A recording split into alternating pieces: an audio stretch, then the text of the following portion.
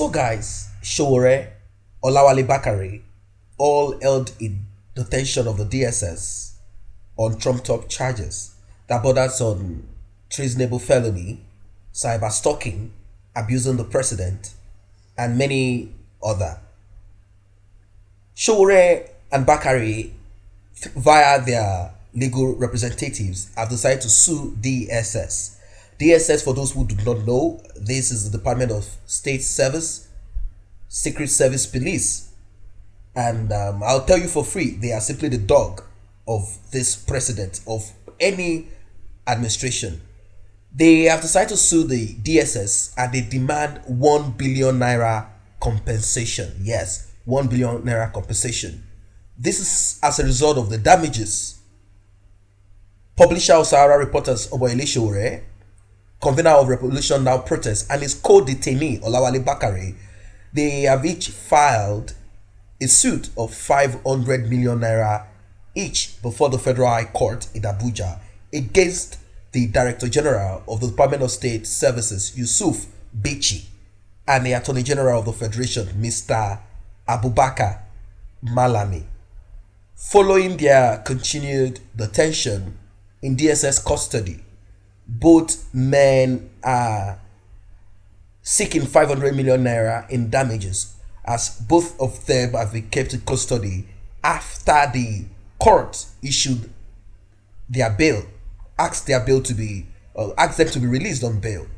They sought the award of a total sum of 1 billion naira as general and aggravated damages for the illegal violation of their fundamental human rights to life, dignity of their person, fair hearing, health, freedom of movement, and freedom of association.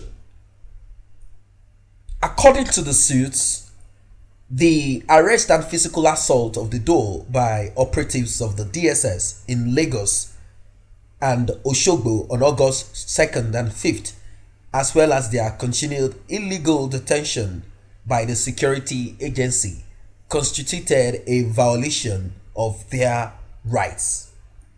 They alleged that the two respondents, the DSS Director General Yusuf Bichi and the State Attorney General, violated their various rights guaranteed under Section 35, 36, and 37 of the Nigerian Constitution and Articles 6 and 7 of the African Charter on Human and People's Rights, Ratification and Enforcement Act CAP A10, Laws of the Federal Republic of Nigeria 2004.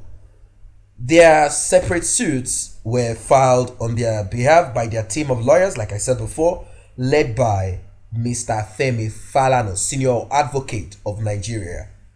Sowore in the suit accused the respondents of violating his rights by their refusal to release him, despite meeting the conditions attached to the bail granted him.